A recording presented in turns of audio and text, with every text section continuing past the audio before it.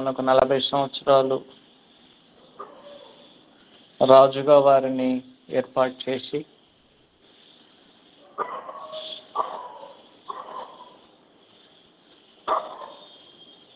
ఒక ఉన్నతమైన వ్యక్తిగా మాదిరిని ఆనాడు కనపరచడం జరిగింది.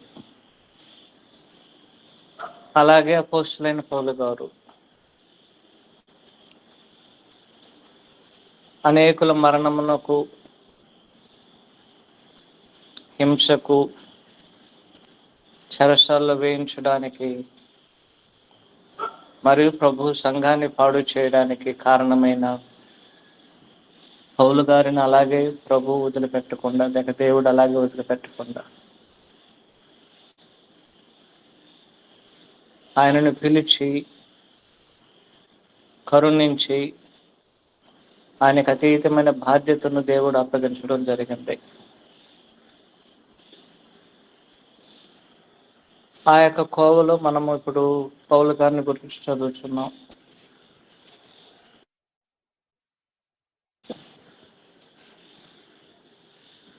పౌలు గారు తెలియజేసి తన యొక్క సందేశంలో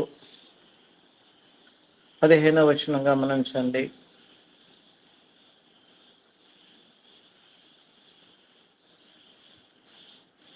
పాపులను రక్షించుట క్రీస్తు లోకములకు వచ్చెను అనే మాట నమ్మదగినది మరియు పూర్ణము అంగీకరించడానికి యోగ్యమనై ఉన్నది. ఆ నమ్మకమైన వాక్యం ఏమిటో ఆలోచన చేయండి. వాక్యము నమ్మదగినది. ఏ వాక్యం నమ్మదగినది?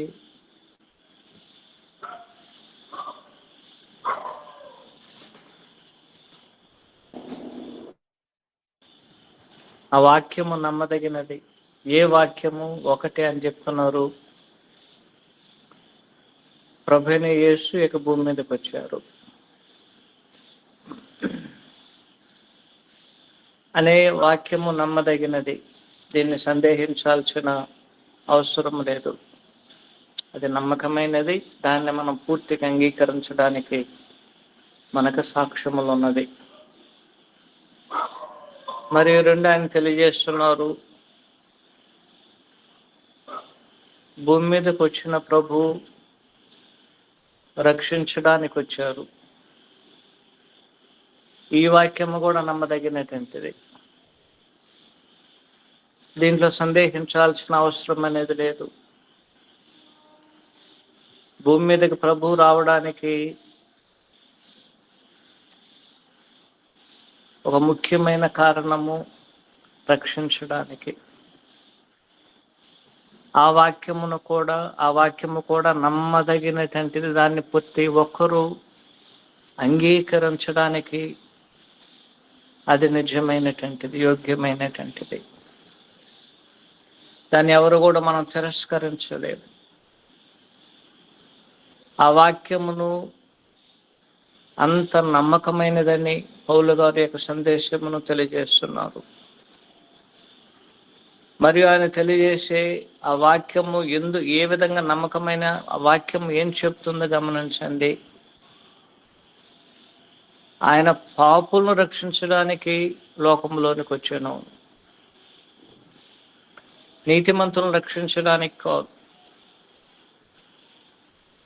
మారు మనస్సు అక్కరలేని 99 నీతిమంతుల కన్నా ఒక పాపిని, మారు మనసు పొందిన పాపిని రక్షించడానికి, నశించిన వారిని రక్షించడానికి, పాపములో ఉన్న వారిని వెదకి రక్షించడానికి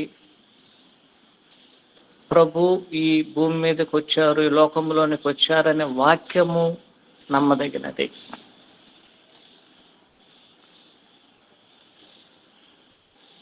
ఈనాడు ఆ వాక్యము నమ్మదగినదా లేదా, అంగీకరించడానికి సరైనదా కాదనే మనుషులకు సందేహము అవసరమే లేదు. ఎందుకంటే పౌలు గారు చెప్తున్నారు, యేసుక్రీస్తు ఈ లోకములోనికి వచ్చెను. ఎందుకు వచ్చునంటే రక్షించడానికి వచ్చును. ఎవరిని రక్షించడానికంటే పాపులు రక్షించడానికి వచ్చారు. ఈ వాక్యము నమ్మదగినదని, అంగీకారమునకు యోగ్యమైనదని ఎలా పౌలు గారు తెలియజేస్తున్నారంటే ఆయన చెప్తున్నారు, అలాంటి పాపులలో ప్రధానమైన వారిని నేను రక్షణ పొంది ఉన్నాను.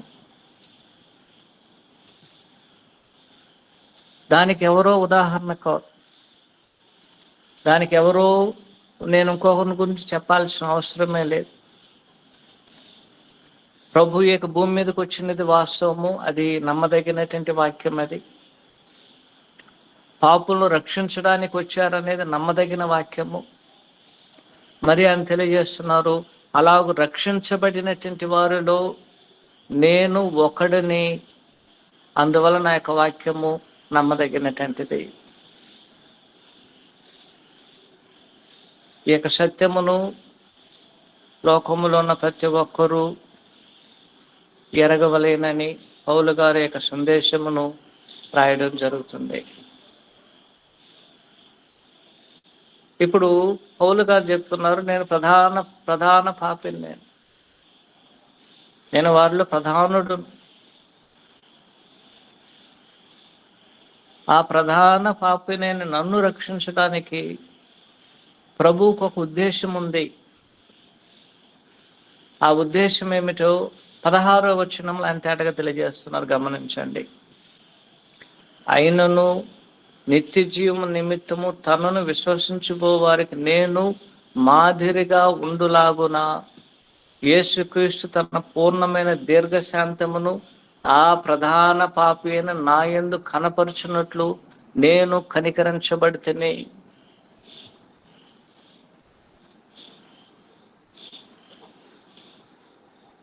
పౌలు గారి విషయంలో ప్రభు కనికరమును చూపడానికి ఒక ఉద్దేశం లేకుండా కనికరము చూపల. ఆనాడు ప్రభు తనతో సిలువ వేయబడిన కుడిపక్కన ఒక దొంగను రక్షించడానికి ఒక ఉద్దేశం లేకుండా పోలేదు.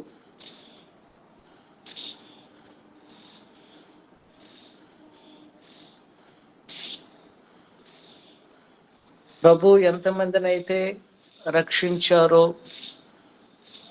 అలాగునే ప్రతి ఒక్కరి యొక్క జీవితంలో ఆయనకు ఒక ఉద్దేశం ఉన్నది.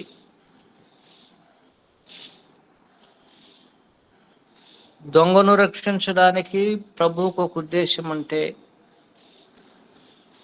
పౌలు గారిని రక్షించడానికి ప్రభువుకు ఒక ఉద్దేశం ఉన్నట్లయితే,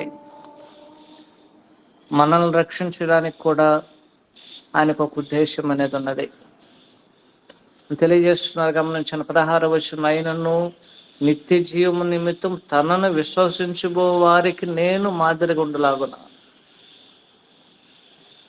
ఒక మాదిరి, పౌలు గారు ఒక మాదిరి. ఏ విషయంలో మాదిరి ఆయన తెలియజేస్తున్నారు, ఒకప్పుడు నేను ప్రభువుకు విరోధముగా జీవించాను, ప్రధాన పాపిగా ఉన్నాను నేను. అలాంటి పాప విషయంలో కూడా ప్రభు నా మీద ఉగ్రతను చూపి నన్ను చంపివేయకుండా యేసుక్రీస్తు తన పూర్ణమైన దీర్ఘశాంతమును, పూర్ణమైన దీర్ఘశాంతం అనేక ఆలోచన పౌలు గారు మొదటగా సంఘాన్ని హింసించినప్పుడే వెంటనే పౌలు గారిని ప్రభు మార్చుండని కనబడి ఉండొచ్చు. అయినను సరే అవకాశమును దేవుడు పౌలు గారికి ఇస్తున్నారు, మారుతారని. దేవునికి ఉద్దేశం నెరవేర్చడానికి పౌలు గారు ఎలాగైనా సరే మారుతారని ఆలోచన, కానీ మారలేదు. అయితే ఇంకొను ప్రభు ఏం చేశారంటే ఆయన పూర్ణమైన దీర్ఘశాంతమును ఆయన మీద కనపరిచారు. కోపగించడానికి బదులుగా, పౌలు గారిని శిక్షించడానికి బదులు నశింపజేయడానికి బదులు సంఘములో ఉన్న వారిని ఏ విధంగా అయితే చంపుతున్నారో, ఏ విధంగా శిక్షిస్తున్నారో, ఏ విధంగా చెరసాల్లో వేస్తున్నారో, ఏ విధంగా వారిని హింసిస్తున్నారో, అలాగున ప్రభు ప్రధాన పాపి అయిన పౌలు గారిని అలాగూ హింసించలేదు, అలాగున చెరసాల్లో వేయించలేదు, అలాగున ఆయన చంపడానికి ప్రయత్నం చేయలేదు. అయితే తన కోపమునకు బదులు, శిక్షకు బదులు తన పూర్ణమైన దీర్ఘశాంతమును పౌలు గారి మీద ఆయన చూపించున్నారు.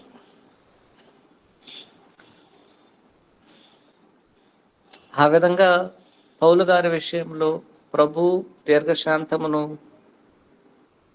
చూపడానికి పౌలు గారు కనికరించబడ్డారు. ప్రభు యొక్క కనికరం అది, దేవుని యొక్క కనికరము. కనికరించారు ఆయన. ఇప్పుడు ఆయన చెప్తున్నారు, గమనించండి, 16లో అయిన నిత్య జీవం కలుగు తను విశ్వసించుకోవారు నేను మాదిరిగా ఉండలాగునా. ఎంతమంది అయితే నాలాగున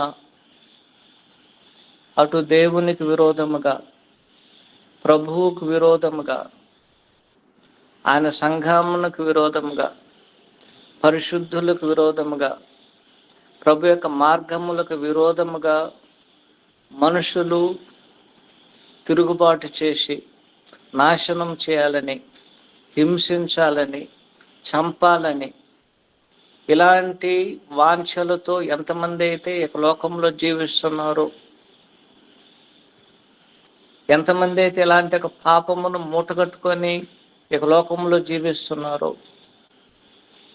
వారందరికీ పౌలు గారు చూపే ఒక మాదిరి ఏమిటంటే, అయ్యా నేను ప్రధాన పాపిగా ఉన్నాను, ప్రభు నా మీద కోపమును చూపకుండా, ఉగ్రతను చూపించకుండా, నా మీద దీర్ఘశాంతమును చూపించి నన్ను కనికరించారు, కాబట్టి మీరు కూడా అలాగునే మారు మనసు పొందండి అని నేను ఒక మాదిరిని లోకమునకు తెలియజేయడానికి, ఒక గొప్ప మాదిరిని పౌలు గారు తెలియజేయడానికి ఇలాగున ఆయన ఎన్నుకోవడం అనేది జరిగింది. ఆలోచన చేయండి, దేవుని ఉద్దేశములు అనేది ఎలాగున్నదో.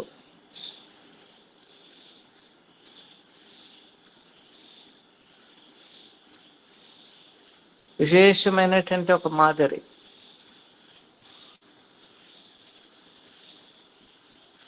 ఏ మాదిరి, ఏ మాదిరిని చూపించారో ఇక్కడ మనం చదువుతున్నాం. ఒక రక్షణ మాత్రమే కాదు, రక్షించబడ్డటువంటి మాదిరి మాత్రం కాదు, అలాంటి పాపములో ఉన్నటువంటి వారిని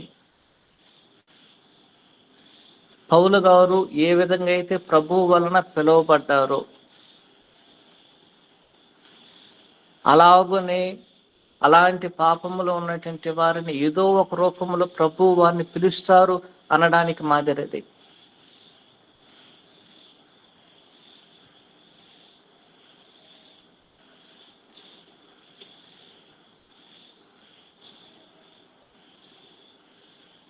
మనల్ని ప్రభు ఏదో ఒక రకంగా పిలుస్తాడు.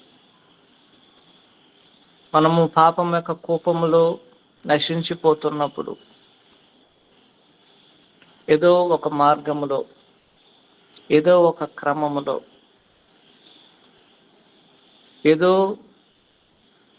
ఒక సాధనము ద్వారా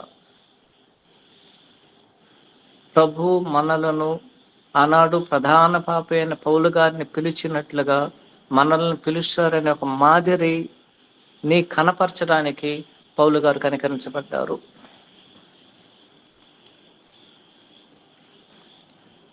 రెండో విషయంలో ఏక మాదిరి అంటే, పౌలు గారు కనికరించబడ్డారంటే, లేక ఎన్నుకోబడ్డారంటే, దానికి పౌలు గారి యొక్క మంచితనము, గొప్పతనము కారణం కాదు.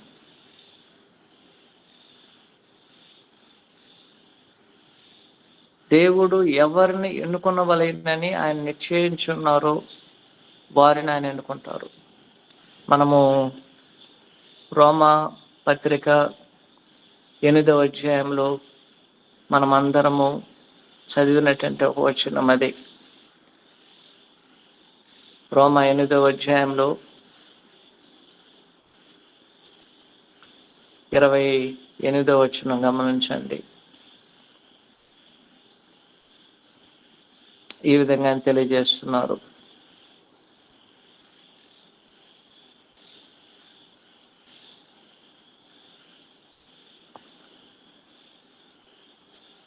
దేవుని ప్రేమించు వారికి అనగా తన సంకల్పం చొప్పున పిలువబడిన వారికి.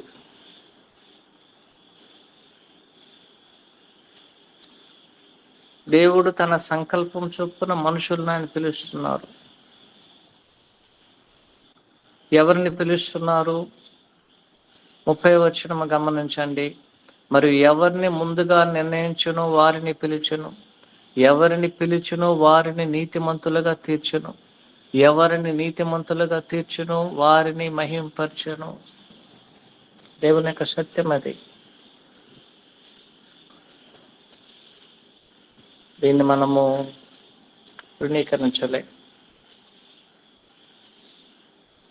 దేవుడు ఏర్పరిచిన వారి మీద మనం నేరం మోపలే.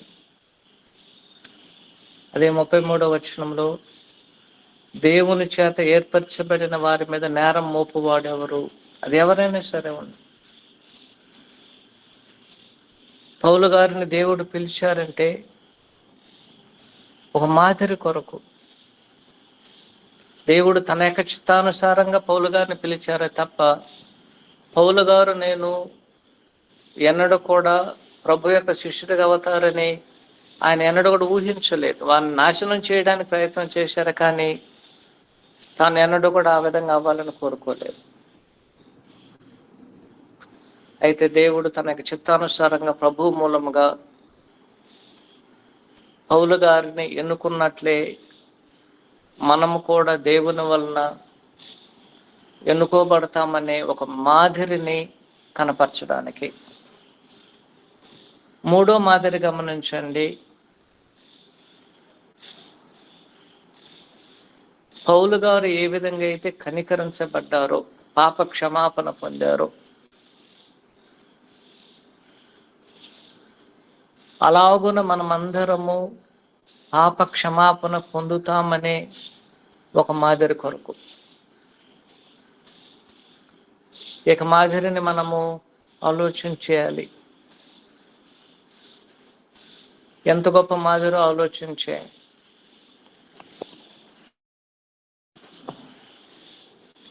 అలాంటి ఒక మాదిరిని కనపరచడానికి పౌలు గారిని ప్రభు కనికరించడం అనేది జరిగింది.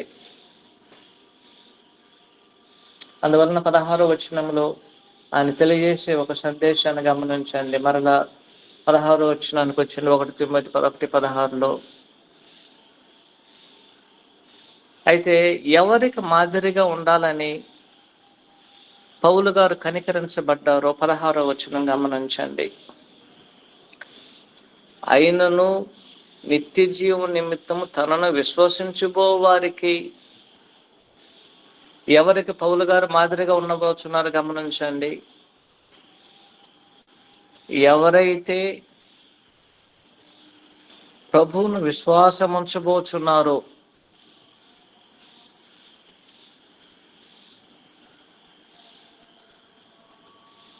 ఎంతమంది అయితే పౌలు గారు ఎంతమంది అయితే ప్రభువును విశ్వాసం ఉంచబోచున్నారో వారికి మాదిరిగా ఉండునట్లుగా. ఆ యొక్క పరిస్థితులు మీరు ఉండొచ్చును, నేను ఉండొచ్చును. వీరు ప్రభువునందు ఎందుకు విశ్వాసం వస్తున్నారో కూడా తెలియజేసే సందేశం గమనించారు. ఎందుకు ప్రభు యొక్క మార్గము ఇతర మతములకు మార్గముల కన్నా వ్యత్యాసమైనదంటే ఇక్కడ ఉద్దేశం అనేది తేటగా తెలియజేయబడుతుంది. అదేమిటో గమనించండి. 16వ వచనంలో అయినను నిత్య జీవము నిమిత్తము ప్రభు మనకు అనుగ్రహించబోయే నిత్య జీవము నిమిత్తము ప్రభు నందు మనము విశ్వాసముంచుచున్నాము. ఈ సత్యాన్ని ఎన్నడూ ఏ క్రైస్తవుడు మర్చిపోకూడదు. అది మన విశ్వాసం. అది ప్రభునందు మనం విశ్వాసం ఉంచడానికి ఒక ప్రముఖమైన కారణం ఏమిటంటే 16వ వచనం తెలిసి, ఆయనను నిత్య జీవం నిమిత్తము విశ్వాసం ఉంచబో వారికి నేను మాదిరిగా ఉన్నట్లు. ఈనాడు పౌలు గారు ఆనాడు రక్షణ పొంది ఈనాడు మనకి ఎంత మాదిరిగా అనుగ్రహించబడ్డారు గమనించాలి. ఏక మాదిరి ఆనాడు పౌలు గారు రక్షణ పొందినప్పుడు ఆనాడు ప్రతి ఒక్కరూ ఆయన దాని గురించి మాట్లాడుకున్నారు. మనమందరం ఆ యొక్క విషయములను ఎరిగి ఉన్నాం. ఎలాగూ పౌలు గారు ప్రభు వలన కనికరించబడ్డారో ఆ విషయాన్ని వారందరూ నోటి ద్వారా మాట్లాడుకున్నారు.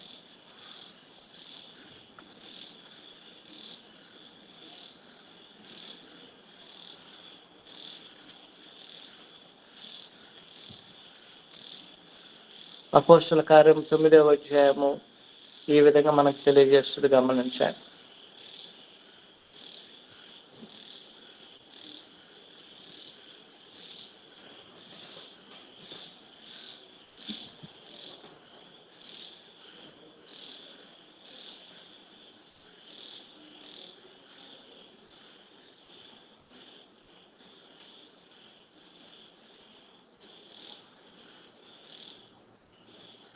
అపోస్తలుల కార్యం 9వ అధ్యాయం 26వ వచనం. అతడు యెరూషలేములోనికి వచ్చి శిష్యులతో కలిసి కొనుటకు యత్నం చేసిన గాని అతడు శిష్యుడని నమ్మక అందరూ అతనికి భయపడిరి. అయితే బర్నబా అతన్ని దగ్గరకు తీసుకుని అపోస్తలుల యొద్దకు తోడుకొని వచ్చి, అతడు త్రోవలో ప్రభువును చూచిననియు ప్రభువు అతని చేత మాటలాడిననియు అతడు దమస్కులో యేసు నామమును బట్టి ధైర్యముగా బోధించుననియు వారికి వివరముగా తెలియపరచును. అతడు యెరూషలేములో వారితో కూడా వచ్చుచు పోవచ్చు ప్రభువు నామమును బట్టి ధైర్యముగా బోధించుచు గ్రీకు భాష మాట్లాడు యూదులతో మాట్లాడు తర్కించుచుంటున్న వారు అతనిని చంపయత్నం చేసే సహోదరి అని తెలుసుకొని అతనిని కైసరుకు తోడుకొని తార్సుకు పంపిరి. అన్నాడు ప్రభు ఏ విధంగా పౌలు గారిని రక్షించారు, లేక కనికరము చూపారు, ఆ యొక్క విషయం, ఆ యొక్క మాదిరి అనేది ఆనాడు శిష్యుల మధ్యలో మాట్లాడుకోబడింది. బర్నబా గారు చెప్తున్నారు, అయ్యా పౌలు గారు ఈ విధంగా వెళుతున్నప్పుడు ప్రభు ఆయన విషయంలో కనికరం చూపించారు. ఆ ఒక మాదిరి అది. ఆ యొక్క మాదిరి అనేది ఆనాడు ప్రతి నోట మాట మాట్లాడబడింది. ఈవెన్ యూదులందరూ కూడా ఆ యొక్క విషయం ఎరిగినారు. ఆయన చంపాలనుకున్నారు. ప్రభు ఆయన మీద కనికరం చూపి ఆయన క్రైస్తవుడిగా మారి ఆయన దేవుని ప్రభువును గురించి మాట్లాడుతున్నారనే విషయమును ఎరిగినప్పుడు యూదులు ఆయన చంపాలనుకుంటున్నారు. అలాంటి ఒక మాదిరిని ప్రభు కనపరచడానికి ఆనాడు నోటి మాటల ద్వారా ప్రభు యొక్క మాదిరి అనేకులకు తెలియజేయబడింది. ఇప్పుడు పౌలు గారి యొక్క మాదిరిని ఆయన చనిపోయిన తర్వాత కూడా ఆయన ఎందుకు కనికరించబడ్డారో ఆ మాదిరిని మనము విని ఎవరైతే ప్రభువునందు నిత్య జీవం నిమిత్తం ఆయన విశ్వాసం ఉంచబోతున్నారో వారందరూ పౌలు యొక్క మాదిరిని ఎరగడానికి ఈనాడు తిమోతి పత్రిక మన కొరకు అది రాయబడినటువంటిది. 2000 సంవత్సరాలుగా దాన్ని మనం చదువుతున్నాం. 2000 సంవత్సరాలుగా యొక్క మాదిరి అనేది ఈనాడు పౌలు గారు తెలియజేస్తున్నారు. పౌలు గారు భూమి మీద ఉన్నప్పుడు అనేకులు నోటి ద్వారా ఆయన మాదిరిని ఇతరులకు తెలియజేశారు. అటు తర్వాత అక్కడ ఉన్నటువంటి వారికి, దూర ప్రాంతంలో ఉన్న వారికి పత్రికల ద్వారా తెలియజేశారు. ఈనాడు అదే పత్రికలు 2000 సంవత్సరాలు కూడా పౌలు గారు ఎన్నుకోవడానికి ప్రభు ఆయన విషయంలో కనికరము చూపే ఆ యొక్క మాదిరిని ఈనాడు కూడా మనం చదువుతున్నాం. ఆలోచన చేయండి. అందువలన ఆయన తెలియజేసే ఒక సందేశం ఏమిటంటే, నేను ఎన్నుకోబడ్డానో మీరు ఆలోచన చేయండి, ఒక మాదిరిని చూపడానికి. రెండో విషయం ఏమిటంటే, ఆయన చెప్తున్నారు, ప్రభువునందు విశ్వాసం ఉంచే వారికి ఎందుకు మనం విశ్వాసం ఉంచవలేనో ఉద్దేశం తెలియజేయబడేది. అని చెప్తున్నారు, మనము నిత్య జీవము కొరకు ప్రభువునందు విశ్వాసం ఉంచాలి. ఆయనను నిత్య జీవము నిమిత్తము ఎందుకు మనము క్రైస్తవులైన వారు ఇతరమైన వారికన్నా వ్యత్యాసమైన వారు, ఎందుకు ప్రభు యొక్క శిష్యులు ఇతర మతంలో ఉన్నటువంటి శిష్యుల కన్నా వ్యత్యాసమైన వారంటే, ప్రభు వారికి ఇచ్చేటువంటి వాగ్దానము, ఎవరు కూడా ఈ యొక్క లోకములో నిత్య జీవమును వాగ్దానం చేసినట్లుగా, నిత్య జీవం ఇచ్చినట్లుగా ఆయన శిష్యులకి నిత్య జీవం ఇస్తాననే ఒక వాగ్దానము, ప్రమాణం అనేది ఎవరు కూడా చేయలేదు. అనేక భూమి మీద ఉన్నటువంటి వాళ్ళు అనేకమైన మతాలను స్థాపించుకొని వారి యొక్క శిష్యులను నడిపించుకుంటారు భూసంబంధమైన ఆశీర్వాదాల కొరకు. వాటిని వారు వాగ్దానం చేస్తారు. కానీ ప్రభువునందు విశ్వాసం ఉంచేటువంటి వారికి ప్రభు అనుగ్రహించే ఒక నిత్యమైన ఆశీర్వాదం ఏమిటంటే నిత్య జీవము. అందుకొరకు మనం ప్రభువునందు విశ్వాసం ఉంచాలని ఇది తెలియజేయబడుతుంది. అందువలన పౌలు గారు తెలియజేసే ఒక సందేశం ఏమిటంటే, నేను కనికరించబడ్డానికి ఉద్దేశం ఉంది. ఆ ఉద్దేశం ఏమనగా, విశ్వసించబోయేటువంటి వారందరూ నాలాంటి ఒక మాదిరిని కనపడడానికి. నేను ఎలాగైతే ప్రభువునందు కనికరించబడ్డానో, అలాగే ఎంతమంది అయితే ప్రభువునందు విశ్వాసం ఉంచడానికి వస్తున్నారో వారందరూ నా వలె మీరు కూడా కనికరించబడతారనే ఒక మాదిరిని కనపరచడానికి పౌలు గారు ఆనాడు రక్షణ పొందారని లేఖనము తేటగా మనకి తెలియజేయడం అనేది జరుగుతుంది. 17వ వచనం గమనించండి. సకల యుగములో రాజయ్యుండి అక్షయుడును అదృశ్యుడును అద్వితీయ దేవునికి ఘనతయు మహిమ యుగములు కలుగును కాక. ఎందుకు ఇక్కడ దేవుడిని పౌలు గారు తీసుకొచ్చారో గమనించా. ఇక్కడ 3 రకాలైన ముగ్గురిని మనము చూడడానికి అవకాశం ఉంది. 3 రకాలైన వారిని మనం చూడడానికి అవకాశం ఉంది. ఒకటి, 15వ వచనంలో మరియు 16వ వచనంలో పాపులను చూడడానికి అవకాశం ఉంది, పాపిని చూడడానికి అవకాశం ఉంది. దాంట్లో పౌలు గారు ఒకరు, మనం కూడా అలాగే ఒకరై ఉన్నాం. 2, రక్షకుణ్ణి ఏకవచనంలో చూడడానికి అవకాశం ఉంది, అది క్రీస్తు యేసు. ఆ పాపులను రక్షించడానికి క్రీస్తు యేసు ఈ లోకమునకు వచ్చెను. 3వది గమనించండి, పాపులను ఆయన ఎందుకు రక్షిస్తున్నారంటే 16వ వచనంలో వారికి నిత్య జీవమును అనుగ్రహించడానికి. ప్రభు యొక్క ఉద్దేశం అది. ఆయన మనుషులను రక్షించడానికి ఒక ప్రాథమికమైన ఉద్దేశం ఏమిటంటే, తన విశ్వాసం ఉంచే వారికి ఆయన నిత్య జీవమును అనుగ్రహించడానికి.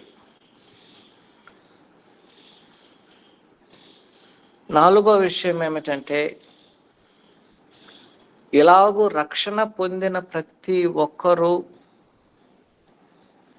ఇతరులకు ఒక మాదిరిని కనపరచాలి. మన యొక్క జీవితంలో మనం ఎలాగో రక్షణ పొందామో ఆ మాదిరిని ఇతరులకు మనం తెలియజేయాలి. నేను ఎలాగో పిలువబడ్డాను, నేను ఎలాగో కనికరించబడ్డాను, ఎలాగో నా యొక్క పాపములను ప్రభువు క్షమించారు, నేను ఎంత పాపిగా ఉన్నాను, ఆయన ప్రభు యొక్క దీర్ఘశాంతం అనేది నా యొక్క విషయంలో ఇన్ని సంవత్సరములు ఎలాగున నేను నశించిపోయకుండా దేవుడు నన్ను కాపాడుచున్నారు. ఆ విధంగా ప్రభు నా మీద దీర్ఘశాంతము కలిగి నా మీద కనికరం ఉంచడానికి కారణం ఏమిటంటే నేను ఇతరులకు ఒక మంచి మాదిరిని ఇవ్వడానికి.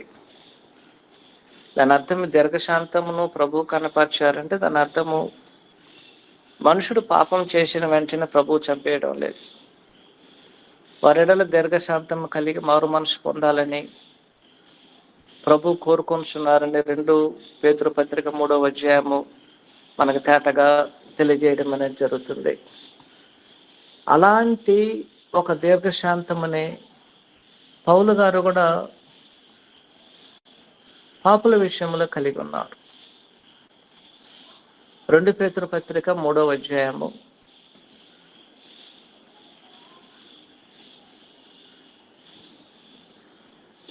9-10 వచనాలు. కొందరు ఆలస్యమని ఎంచుకున్నట్లు ప్రభు తన వాగ్దానం గురించి ఆలస్యం చేయవాడు కాడు, కానీ ఎవడును నశింపవలెనని ఇచ్చేయింపక అందరూ మారు మనసు పొందవలెనని కోరుచు మీ ఎడల దీర్ఘశాంతము కలిగిన వాడై ఉన్నాడు. ప్రతి ఒక్కరి ఎడల మనము ఉదాహరణకి నేను 15వ సంవత్సరంలో పాపం చేస్తున్నట్లయితే ప్రభు వెంటనే నన్ను 16వ సంవత్సరంలో నాశనం చేయలేదు. నేను పాపం చేయడానికి 15వ సంవత్సరం ప్రారంభిస్తే ఉదాహరణకి కొంతమంది 20 సంవత్సరంలో మారు మనసు పొంది ఉండొచ్చును, మరికొంతమంది 30 సంవత్సరంలో, మరికొంతమంది 40, మరికొంతమంది 50, 60 సంవత్సరంలో పొంది ఉండొచ్చు. ఇప్పుడు నేను 15వ సంవత్సరం నుంచి 20 సంవత్సరం వరలో నేను ప్రభువు నందు విశ్వాసం ఉంచి ఆయన మూలంగా కనికరించబడ్డానంటే ఈ 5 సంవత్సరములు నా మీద ప్రభు కనికరమును అంటే దీర్ఘశాంతమును కనపరిచి ఉన్నారు. నేను 30లో విశ్వాసం ఉంచాను ప్రభువుకు అన్నట్లయితే ఈ 15 సంవత్సరములు నా మీద ఆయన దీర్ఘశాంతం కలిగి ఉన్నారు. ఒకరు 60 సంవత్సరములు ప్రభువుకు లోబడవచ్చు. ఈ 55 సంవత్సరములుగా ప్రభు దీర్ఘశాంతం నా విషయంలో కలిగి అప్పుడు నేను మారు మనసు పొంది ప్రభువు నందు విశ్వాసం ఉంచడానికి సిద్ధపడినను సరే, ఇంతకాలము నా విషయంలో ప్రభు దీర్ఘశాంతమును కలిగి అప్పుడు కూడా నన్ను కనికరించడానికి ఆయన ఎంతో ఇష్టపడుతున్నారు. అలాంటి ఒక రక్షకుడు మన ప్రభువే ఉన్నారు. ఆయన అప్పుడు కూడా మనల్ని రక్షించి అయ్యా ఇంతకాలంలో నువ్వు ఎందుకు బాప్తిసం ఎందుకు రక్షణకు వచ్చావని ఎన్నడూ కూడా ఆయన మనం ప్రశ్నించలా. ఆయన శుద్ధ మనసుతో ఎప్పుడు మనం మారు మనసు పొంది ఆయన దగ్గరకు వచ్చినాను సరే మనల్ని తృణీకరించకుండా వారి విషయంలో కనికరము చూపి వారికి రక్షణను అనుగ్రహించి వారికి నిత్య జీవమునిస్తున్నారు. అది ప్రభు వలన మనం పొందేటువంటి అతీతమైనటువంటి గొప్ప ఆశీర్వాదము. ఇప్పుడు గమనించండి, చివరిలో చెప్తున్నారు ఇవన్నీ చేయడానికి అంటే ఒకటి ప్రభు ఈ యొక్క భూమి మీద రావడానికి, మరియు పాపులను ప్రభు రక్షించడానికి, రక్షించి వారికి నిత్య జీవమును ఇవ్వడానికి కారణమైన పరలోకముందున్న తండ్రికి పౌలు గారు కృతజ్ఞతలు తెలుపుతున్నారు. అదే మనము 17వ వచనంలో చదువుతున్నాం. ఆ 17వ వచనం ఆయన తెలియజేస్తున్నారు, సకల యుగంలో రాజు అయి ఉండి అక్షయుడును అదృశ్యుడు అద్వితీయ దేవుని ఘనత మహిమ యుగములు కలుగునుగాక. ఎందుకంటే ప్రభు భూమి మీద రావడానికి దేవుడు కారణం, పాపుల విషయంలో కనికరము చూపి వారిని రక్షించడానికి దేవుడు కారణం, అలాంటి వారికి నిత్య జీవమును ఇవ్వడానికి కూడా దేవుడే కారణం. కాబట్టి పౌలు గారు చెప్తున్నారు, మనమందరము ఎవరైతే ఈ విధంగా రక్షణ పొంది ఉన్నామో మనమందరము చేయవలసిన ఒక బాధ్యత ఏమిటంటే, సకల యుగములు రాజై ఉండి అక్షయుడు అదృశ్యుడు అద్వితీయ దేవునికి ఘనత మహిమ యుగ యుగములు మనం ఆయన చెల్లించాలి. అది ఒక యుగంలో మాత్రం కాదు, ప్రతి యుగములో ఆయనకి సొంతమైనటువంటిది. ఆయనకి సొంతమైనటువంటి వాటిని ఎప్పుడు మనం ఆయనకే ఇవ్వాలి. 3వ అధ్యాయం 16వ వచనం యోహాను సువార్తలో, దేవుడు లోకమును ఎంతో ప్రేమించెను కాగా ఆయన తన అద్వితీయ కుమారునికి పుట్టిన వాని యందు విశ్వాసం ఉంచి ప్రతి వాడును నశింపక నిత్య జీవం పొందినట్లు ఆయనను అనుగ్రహించెను. అందుకు పౌలు గారు చెప్తున్నారు, ఆయనకి మనం కృతజ్ఞత తెలపాలి. ఎంత ఉన్నతమైనటువంటి ఆలోచనలు గమనించండి. అలాంటి ఉన్నతమైనటువంటి ఆలోచనలతో పౌలు గారు అన్నాడు, దేవునికి కృతజ్ఞత తెలపడం జరిగింది. మనం ఎల్లప్పుడూ రక్షణ పొంది, ప్రభువునందు రక్షణ పొంది నిత్య జీవమును పొందవలేననే ఉన్నతమైన సంకల్పము దేవునిది. కాబట్టి ఆయనకి మనము కృతజ్ఞత తెలపాలి. ఈ సత్యాన్ని ఎప్పుడు కూడా మనం మర్చిపోకూడదు. ఆ సంకల్పం అనేది దేవునిది.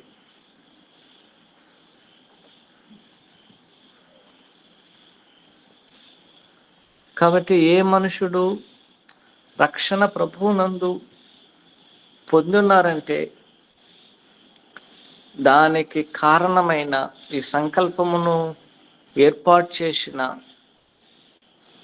దేవునికి మనము కృతజ్ఞత తెలపవలేను.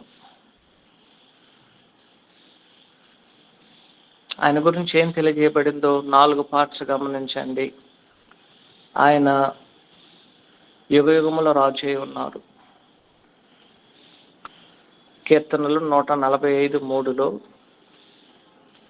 అన్ని రాజ్యములలో అన్ని యుగములలో ఆయనే రాజు. ఆయనకి ప్రారంభము లేదు, ఆయన రాజ్యానికి ఆయనకు అంతము లేదు. రెండోది ఆయన అక్షయుడు. 6:16 1 తిమోతి పత్రిక, ఇదే పత్రికలో ఆయన సమీపింపరాని తేజస్సులో ఆయన నివాసం చేస్తూ అమరత్వం కలిగి ఉన్నారు. ఆయన క్షయమైనటువంటి వాడు కాదు, అక్షయమైనటువంటి వాడు. 6వ అధ్యాయం 16వ వచనము 1 తిమోతి పత్రిక, సమీపింపరాని తేజస్సులు ఆయన మాత్రం వసించు అమరత్యము కలిగిన వాడై ఉన్నాడు. మనుషులలో ఎవడును ఆయన చూడలేదు, ఎవడును చూడలేడు. ఆయన ఘనత శాశ్వత ప్రభావములు కలిగి ఉండును గాక. ఆమేన్. ఆయన అదృశ్యమైన వాడు. ఇప్పుడే మనం చదివాం, ఏ మనుషుడు ఎప్పుడు ఆయన చూడలేదు. అయితే చివరికి ఆయన చెప్తున్నారు, ఆయన అద్వితీయుడు. అనేకమైన అబద్ధ దేవుళ్ళుగా పిలువబడిన వారు ఉండొచ్చును, అయినను సరే ఆయన అద్వితీయుడు. ఆయన తప్ప వేరే దేవుడు లేదనే సత్యమును మనం అందరం గుర్తించాల్సినటువంటి అవసరం అనేది ఉంటున్నది.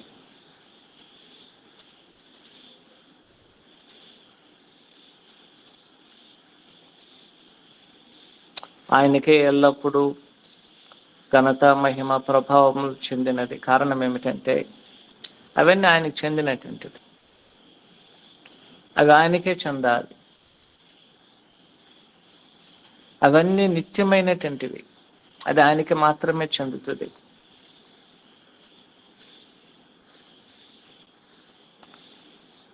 అందువలన పౌలు గారు ఆయనకే చెందినది, అది నిత్యత్వమునకు చెందినది. అందువలన మనమందరము ఆయనకి చెందిన వాటిని ఆయనకే మనం చెల్లించుదాం. ప్రభు చెప్పినట్లుగా కైసరవి దేవునికి చెల్లించాలి. ఇక్కడికి దేవునికి ఏదే ఉన్నదో ఆయన తెలియజేస్తున్నారు. ఆయన దేవునికి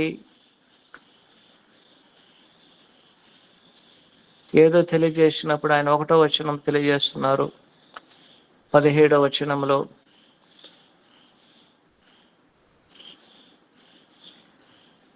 ఘనత, మహిమ అవి ఆయనకి చెందినటువంటిది. మహిమ ఘనత అనేది ఆయనకు చెందినది. 2, అది నిత్యత్వంలో ఉన్నటువంటిది. కాబట్టి మనమందరము ఆయనకి చెల్లించే వాటిని మనం చెల్లించాల్సినటువంటి అవసరం అనేది ఉంటున్నది. అందువలన 1 తిమోతి పత్రిక 1వ అధ్యాయము 15-16 వచనాలలో మనం చదువుకున్నటువంటి ఆలోచనలు ఏమిటంటే, ఇవన్నీ దేవుడు మన కొరకు చేశారు. అందువలన దేవునికి మనము ఎల్లప్పుడూ కృతజ్ఞత కలిగి ఉండాలి. 2, వీటన్నిటిని మన కొరకు చేశారు కాబట్టి, అంటే దాని అర్థము 1, ప్రభువు నీకు భూమి మీదకి పంపించారు. 2, పాపులైన మనల్ని నశింపజేయకుండా మన మీద కనికరము చూపి ప్రభు ద్వారా మనల్ని రక్షించి మనకు నిత్య జీవం ఆయన అనుగ్రహించారు. కాబట్టి ఆయనకి ఎల్లప్పుడూ కృతజ్ఞత కలిగి ఉండాలి. 2, ఆయనకి ఎల్లప్పుడూ మనం ఉపయోగపడాలి. పౌలు గారిని దేవుడు రక్షించినందువలన దానికి కృతజ్ఞతగా పౌలు గారు ప్రభు సేవలో ఆయన పూర్తిగా దేవుని సేవిస్తూ ప్రభు సేవను లోకమునకు తీసుకెళ్ళడం అనేది జరిగింది. 1, మనం ఆయనకి కృతజ్ఞత తెలపాలి. 2, ఆయనకి మనం ప్రయోజనకరంగా ఉండాలి. 3, మనం దేవునికి ఎల్లప్పుడూ మన యొక్క మాదిరిని ఇతరులకు కనపరచాలి. దేవుని యొక్క మాదిరి, దేవుడు ఎలాగైతే మన మీద కనికరము చూపారో అలాగునే లోకంలో ఉన్న వారందరి విషయంలో, అంటే పాపుల విషయంలో, మనం పాపులుగా ఉన్నప్పుడు ప్రభు మన మీద కనికరము చూపి ప్రభు ద్వారా మనల్ని ఎలాగైతే రక్షించారో అలాగునే లోకంలో ఉన్న పాపుల విషయంలో మనము చెడుగా ఆలోచన చేయకుండా మన ఎడల ఎలాగో దీర్ఘశాంతం కలిగి మనలను ఆయన ప్రభువునందు రక్షించారో, కనికరము చూపారో అలాగునే ఆ యొక్క మాదిరిని ఇతరమైనటువంటి వారు, పాపములో ఉన్నటువంటి వారి విషయంలో కూడా మనము ఓర్చుకొని దీర్ఘశాంతము కలిపి వారి ఎడల కనికరపడి వారికి దైవ సందేశమును తెలియజేసి వారు కూడా రక్షణ పొందాలనే ఒక మంచి మాదిరిని, లేకపోతే ఆయన దేవుని యొక్క మాదిరిని మనము అనుసరించాలి.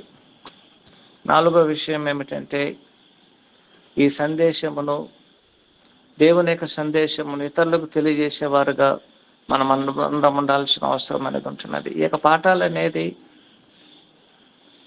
నాకు మాత్రమే అని స్వార్థంతో ఆలోచన చేయకుండా,